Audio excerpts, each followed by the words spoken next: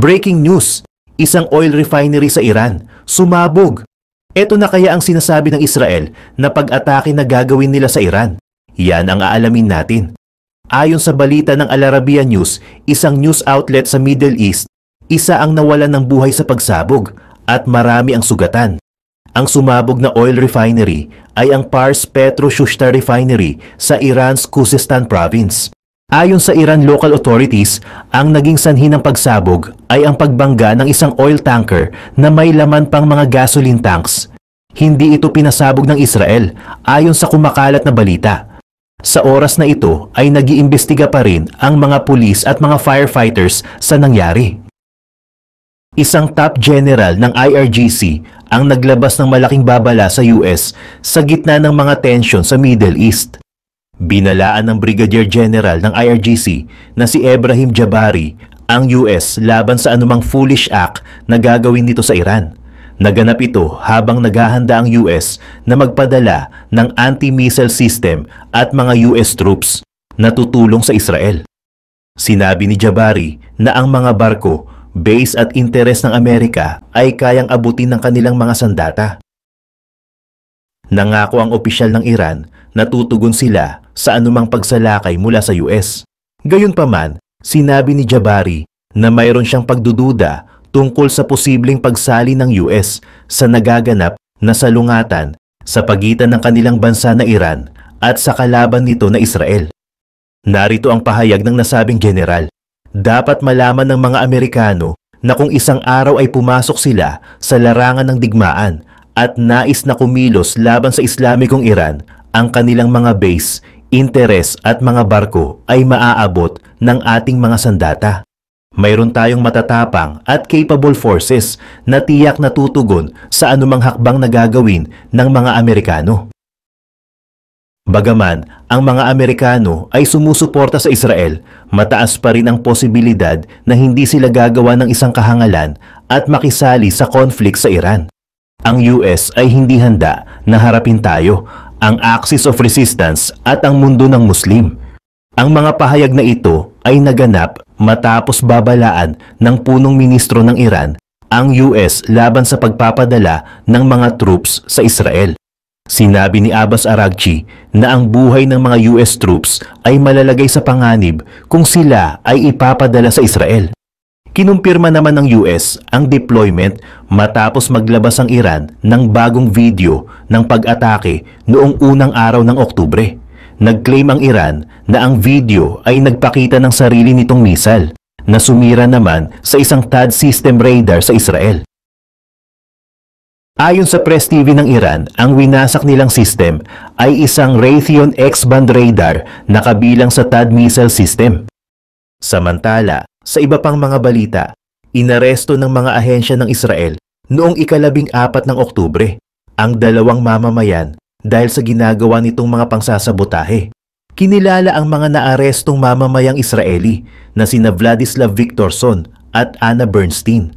Ang parehong mga mamamayan ng Israel ay nagsasagawa ng mga aksyon para sa Iran.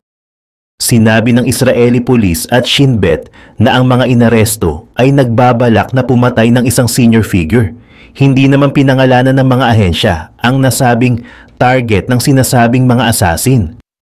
Ayon sa Israeli Police at Shin Bet, sa panahon daw ng mga countermeasures operation ng Shin Bet at Lahav Unit 433 ng Israeli Police, nabunyag ang isang infrastruktura ng Iranian intelligence agencies na nagtatrabaho upang mag-recruit at mag-activate ng mga mamamayang Israeli. Sa pagkakabunyag na ito, si Vladislav Viktorson ay inaresto upang questionin. Lumabas sa investigasyon na simula noong Agosto, ang suspect ay nakikipag-ugnayan sa pamamagitan ng social networks at ito ay gumagamit ng pangalang Mari Hossi. Bilang bahagi ng relasyon nito sa Iran, ang suspect ay kumikilos sa ilalim ng utos ng Iranian entity. Siya ay nagsasagawa ng iba't ibang tasks, kagaya na lamang ng pag-spray ng graffiti, pagsasabit ng mga banner, pagtatanim ng mga pera, at maging ang pagsunog ng mga sasakyan sa lugar ng Yarkon Park sa Tel Aviv. Kalaunan, hiniling sa suspect na isabotage ang mga communication infrastructures ATMs at lumikha ng sunog sa kagubatan. Ang ilan sa mga task nito ay dokumentado at mahigit $5,000 ang ibinabayad sa mga task na kanilang natatapos.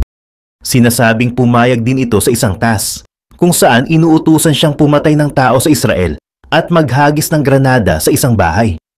Kasunod nito, may task din na mangalap ng mga ammunition, sniper rifle, mga pistol at granada. Upang maisakatuparan ang mga task na ito, nag-recruit pa ang suspect ng 2 Israeli, kabilang ang kanyang kasosyo na si Anna Bernstein na nagsagawa din ng ilan sa mga task.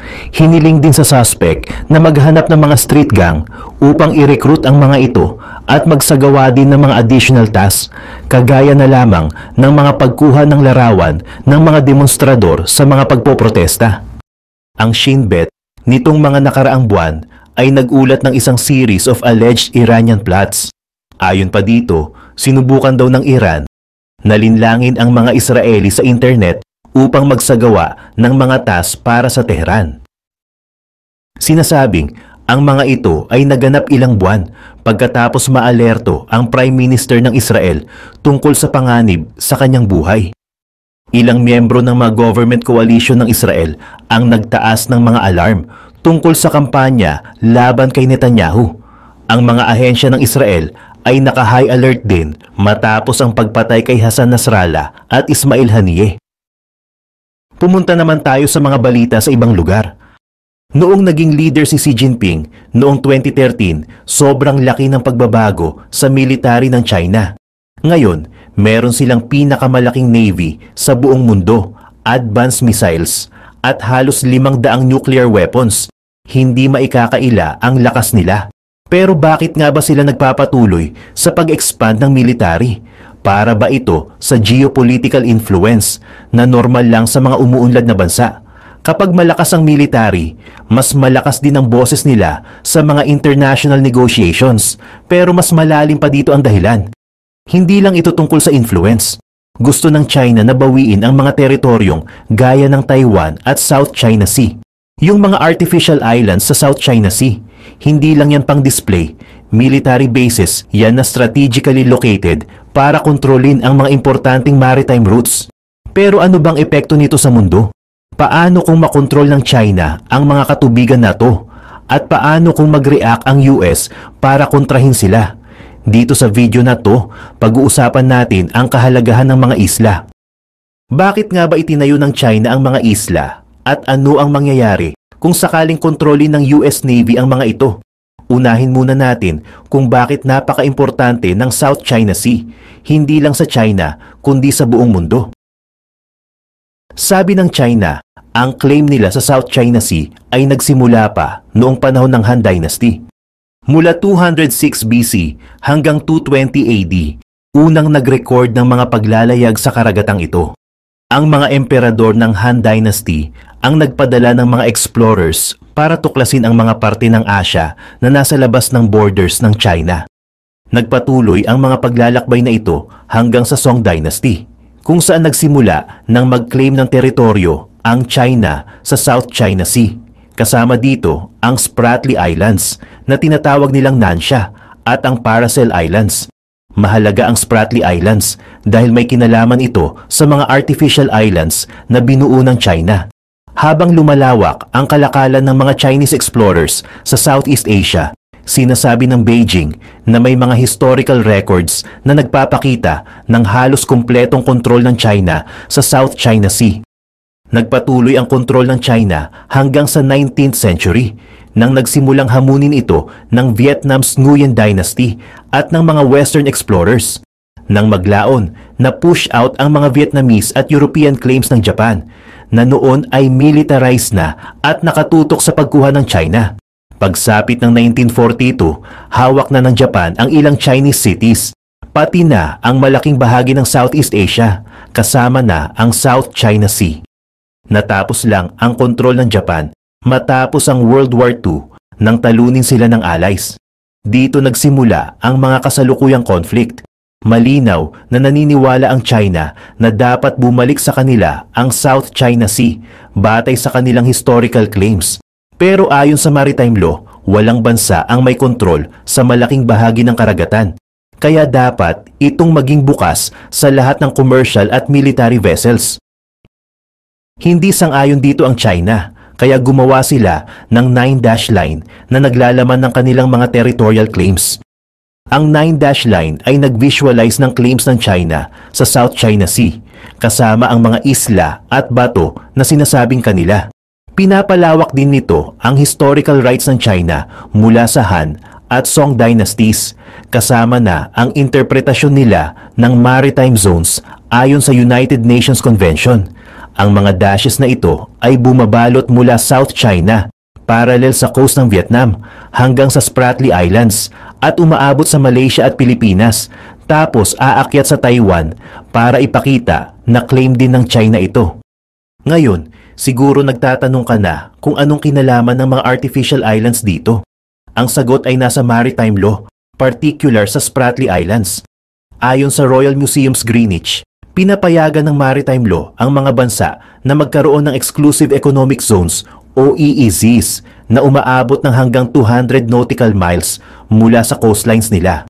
Sa loob ng EEZs, kontrolado ng bansa ang pagdaan ng mga barko at eroplano. Problema ito para sa China dahil maliit lang na bahagi ng South China Sea ang sakop ng kanilang EEZs.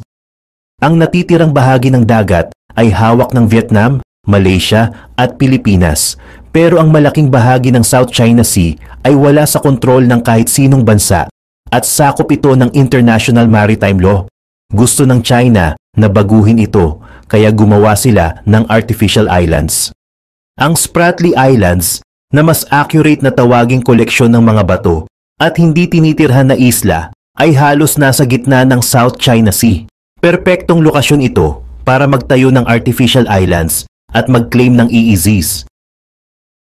Kaya kontrobersyal ang pagtayo ng mga isla mula pa noong simula. Tinawag pa itong Great Wall of Sand ni US Pacific Fleet Commander Admiral Harry Harris noong April 2015. Hindi ito ang unang pagkakataon na nagtayo ng artificial island.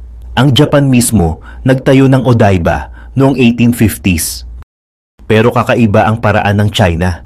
Sobrang bilis at laki ng kanilang operasyon na nagdulot ng matinding pinsala sa coral reefs pati na rin sa mga fisheries sa paligid. Ayon sa US-China Economic and Security Review Commission, malamang gamitin ng China ang mga isla para makaapekto pa sa pangingisda sa hinaharap. Pero ang mas nakakatakot ay ang patuloy na militarisasyon ng China sa mga artificial islands na ito. Ang mabilis na pagtatayo ng mga isla ay nagresulta ng malaking pinsala sa mga coral reefs at pangingisda sa mga kalapit na lugar.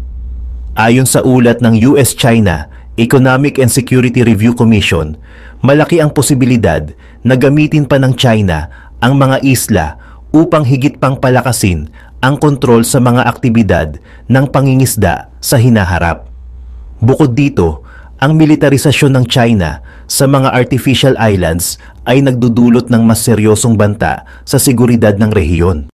Noong March 2022, naglabas ang UK newspaper na The Guardian ng ulat na nagsasabing fully militarized na ang at least 3 artificial islands na itinayo ng China malapit sa Spratlys. Ang mga isla ay meron ng anti-aircraft at anti-ship defenses, kasama na rin ang pag-host ng Chinese fighter jets at paggamit ng laser at jamming equipment. Ang move na ito ay kontra sa dating pahayag ni President Xi na hindi gagawing military bases ang mga isla, ayon kay Admiral John C. Aquilino ng US Indo-Pacific Fleet.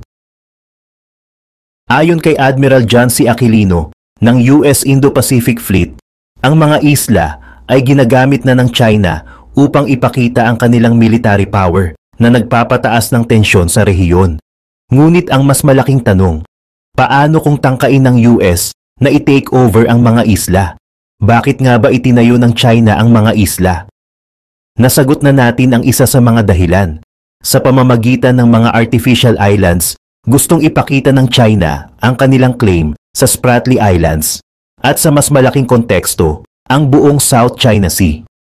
Ito ang malinaw sa sinabi ni Aquilino tungkol sa militarization ng mga isla. Lalo na noong lumipad ang US gamit ang P-8A Poseidon plane sa ibabaw ng Spratly Islands. Agad silang nakatanggap ng mensahe na nagsasabing ang China ay may soberanya sa Spratly Islands at mga kalapit na maritime areas. Lumayo kaagad upang maiwasan ang misjudgment. Pero hindi kinikilala ng buong mundo ang soberanya ng China dito. Ang piloto ng US plane ay sumagot pabalik na sila ay nasa lawful military activities ng United States Naval Aircraft at wala sila sa airspace ng anumang coastal state. Ayon sa International Maritime Law, tama ang piloto. Walang claim ang China sa Spratly Islands. Pero sinabi ni Aquilino na ang paglipad o paglayag malapit sa mga isla ay naglalagay sa isang eroplano o barko sa range ng Chinese missile installations. Sa pamamagitan ng mga artificial islands, pinipilit ng China na patibayin ang kanilang claim ng sovereignty sa South China Sea kahit hindi ito kinikilala ng iba. Kung makakahanap ng paraan ang China para makilala ang mga islang ito sa ilalim ng maritime law, magagawa nilang mag-create ng EEZs sa paligid ng mga ito. Sa ganitong paraan, magkakaroon sila ng mas malaking kontrol sa mga barkong dumadaan sa South China Sea. Pero hindi lang yon. Ang mga artificial islands ay nagbibigay din sa China ng tuloy-tuloy na banta sa iba pang mga bansa na umaangkin din sa Spratly Islands. Ayon sa Central Intelligence Agency, CIA, hindi lang China ang nagkiklaim sa Spratlys. Ang Vietnam at Taiwan ay nagkiklaim din ng buong Spratly Islands. At pati ang Malaysia at Pilipinas ay nagkiklaim ng ilang bahagi ng mga isla, kaya't disputed territories ang mga ito. Malinaw ito sa presensya ng military forces sa mga isla mismo. Sinasabi ng CIA na 45 sa Spratly Islands ay may maliit na grupo ng mga sundalo mula sa 5 bansang umaangkin dito, kaya't nagkakaroon ng standoff sa mga isla mismo. Noong 1985, sumali rin ang Brunei sa usapan na inaangkin ang continental shelf na sumasakop sa southern reef ng Spratly Islands kahit hindi sila nagkiklaim ng mismong mga isla. Ang punto dito ay matagal nang nagkakaroon ng military posturing ang 5 bansa sa Spratly Islands. Sa pamamagitan ng pagtatayo ng mga artificial islands sa paligid ng Spratly Islands, nagagawa ng China na palakasin ang kanilang military presence sa paraang hindi kayang gawin ng ibang bansa. May mga small units lang sila na nakastation sa maliliit na isla, samantalang ang China meron ng 3,000 acres na pwedeng pag-launchan ng missile strikes, eroplano at gamitin para i-jam ang enemy systems. Malinaw na may banta sa Malaysia, Vietnam, Taiwan at Pilipinas at hindi nila kayang tumbasan ang banta na ito. Wala silang sapat na resources para magtayo ng sariling artificial islands. Meron ding mas praktikal na rason kung bakit ginagawa ng China ang mga isla. Halimbawa, ang pagkakaroon ng sovereignty sa Spratly Islands ay hindi lang magbibigay sa kanila ng kontrol sa South China Sea. Makakakuha rin sila ng access sa malawak na oil at gas deposits. Ayon sa US Energy Information Administration, EIA, ang Spratly Islands ay may oil deposits na nasa pagitan ng 0.9 billion at 3 billion barrels. Bukod pa dito, ang potential natural gas deposits ay nasa pagitan ng 0 hanggang 16.2 trillion cubic feet sa Spratlys, kaya't halatang gustong kontrolin ng China ito. Kung magagawa nila, magkakaroon sila ng chance na magkaroon ng energy independence. Noong 2023, nag-import ang China ng 11.3 million barrels ng crude oil bawat araw, na nagpapakita kung gaano sila kadependent sa ibang bansa at sa natural resources ng mga ito.